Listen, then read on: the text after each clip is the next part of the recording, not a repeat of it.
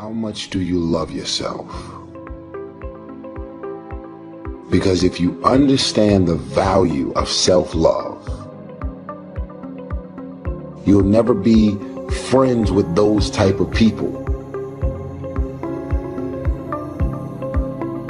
Most of the people out here are running around empty. They have no sense of self, no sense of self-love. When I say self-love, it has nothing to do with celebrity, money, materialistic things, and all of the things that your negative mind could probably go to. It has nothing to do with self-love. It has nothing to do with looks, nothing to do with cars and any of the superficial things that one would assume that could make you love yourself even more. It's a matter of knowing your value. It's a matter of you saying, I don't have to be around these people in these type of environments and situations in order for me to finally see the value in myself. I love me independent of you loving me. I believe in me. I know my self-worth. I am here and I have a purpose. There is no value in having wisdom, knowledge, insight, spirituality, love. Every day I am a work in progress.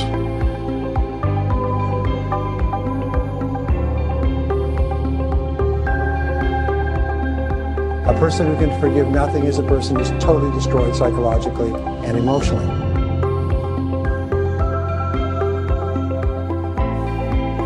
Forgive your parents. Forgive any relationship that you ever had that didn't work out. Forgive everyone else in your life that has ever hurt you in any way. Forgive yourself.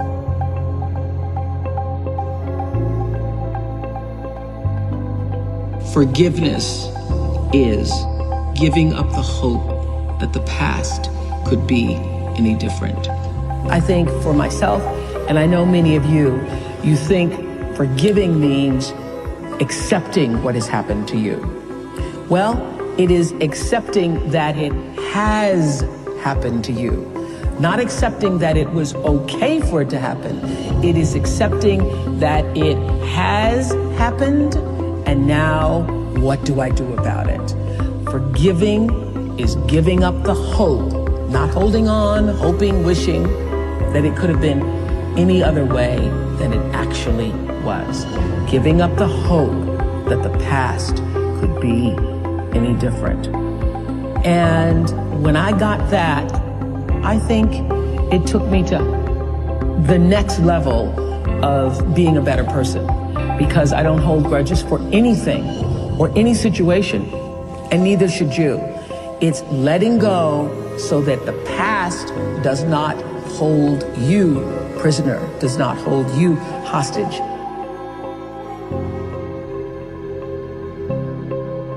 See, life is cyclic. You're not, whatever experience you're having right now, it has not come to stay. It has come to pass. Not to stay, just to pass. It's just going through. The biggest challenge is to know what's happening. This is a part of this thing we call life. This too shall pass. And maintaining perspective, putting it in perspective. You have to be willing to break from the past to have the future you so desperately desire. You have to have the courage to allow yourself to honor the past as it was, to forgive those who need to be forgiven, to forgive yourself, and to acknowledge that everything led you to this point now. Everything. Let it go and begin to focus on developing myself. And I say to you, you're going to have people to do things to you. Things are going to happen to you. And the most important thing to do is to harness your will and let it go and move so you can grow, so you can get on with your life.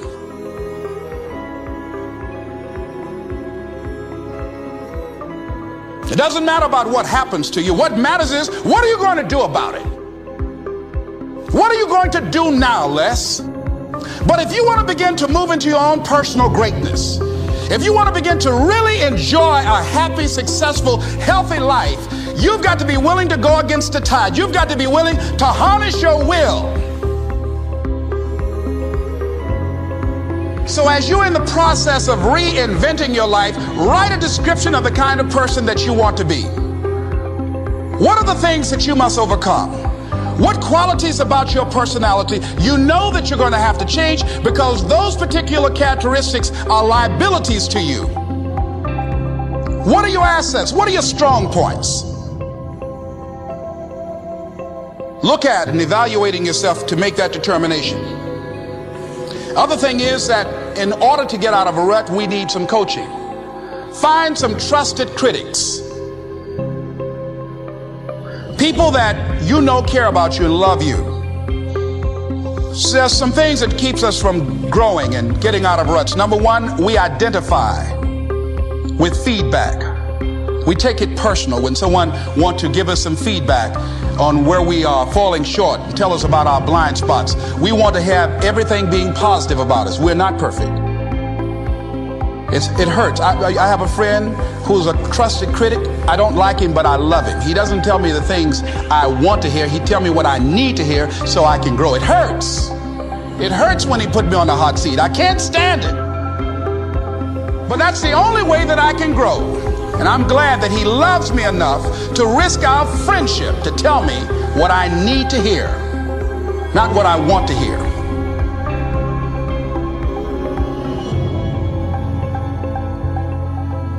High performers are not dissatisfied strivers. They're not. They're happy. High performers are happier than their peers. We all believe that to get the top, it's gonna be lonely at the top, and we all believe you have to grind and kill yourself to get there. Yeah. And that's completely wrong, and the data proves it worldwide, which is, I think, just overcoming a lot of people's biases about how you work today, because right now, especially today, like, you know, grind on social media is so popular. Or hustle. Or hustle, and by the way, none of the top 15% of high performers worldwide identify with those words. They literally don't. We asked them, we did a whole keyword analysis. Yep. This was actually pretty cool. And high performers explicitly say, these are the three driving feelings. If we said there was a high performance state, it's driven from these three things. Number one, full engagement. Yes. Number two, joy. Yes. And number three, confidence. Yes. That's what they relate with, okay? That's where it's coming from. It's a joyous journey, not a dissatisfied one. And I had this conversation in the book because I'll kind of maybe frame it this way. Each of these chapters opens with a vignette of somebody I worked with or a situation that I was in that demonstrated high performance. In this particular situation, I'm walking on a stage, thousands of people, after a very famous musician was out there and was telling the audience that that person's secret to success, remember, thousands of people, their secret to that person, their whole speech, their secret to success was never settle. Never settle. Nothing is enough. Never settle. And never be satisfied. Never be satisfied. Always demand more. And I'm like, oh, my second slide, which was gonna be on Jumbotrons in like 80-point text, was strive satisfied. I'm like, oh, I'm gonna have to dispel this for all these thousands of people. I was totally freaked out. Yeah. But what I had to explain to people was not only the data, but it's this.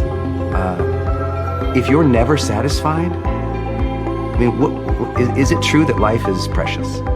If it's true that life is precious, and you could be gone tomorrow, do you really want to think, you know what, I just never felt fulfilled? I never allowed myself to have a moment of credit. I never allowed myself to have a moment of peace. I never allowed myself to look at that and say, good job. That's not the way to live life. I think just at a spiritual level, it's a bad move. And this book doesn't really go into a lot of that. It's more about the science and the heart stuff. But I think it's really important that people realize your job is to strive satisfied. And if you strive satisfied more often, you will be more of a high performer. And if you never give yourself credit, you're always beating up on yourself, you're always thinking that's not perfect enough, then what's gonna happen? Dissatisfied people burn out and they quit more often than satisfied strivers. So take joy in the moment, engage with what you're doing, allow credit and satisfaction and joy to come in. You can always be improving. Of course. But be improving joyfully. Yes. And if you're improving joyfully, then you're learning, you feel curious, you feel engaged, the joy is there, you'll get more confident because you're like, I'm gonna learn through this anyway, this is gonna be great. Because you know, this thing is all over social media right now, like, grind, work, whatever. And I'm like, it's popular, and I see why that happens, and I see why it's catchy. It's just not scientifically valid.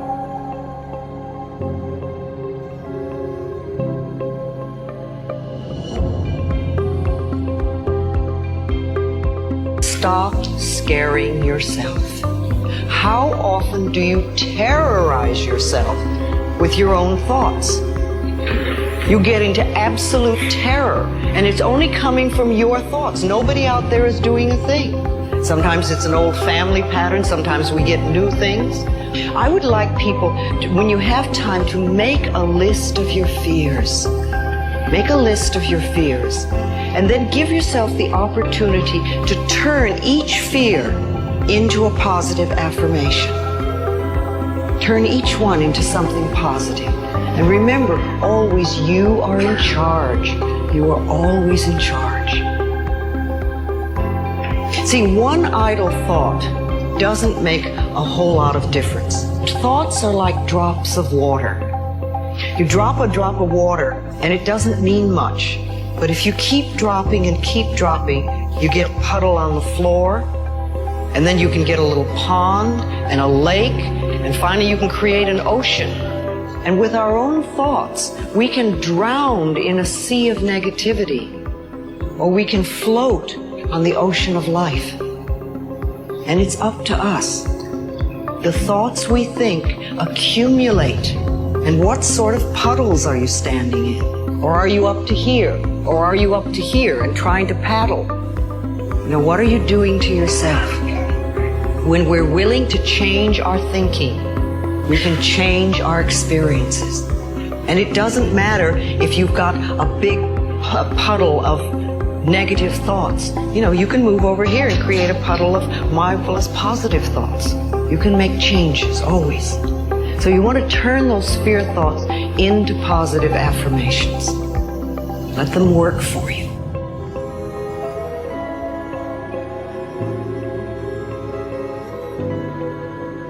When we think we are unworthy, it means that for some reason we believe that we have to prove we have a right to our space on the planet, in life, as we are, being who we are.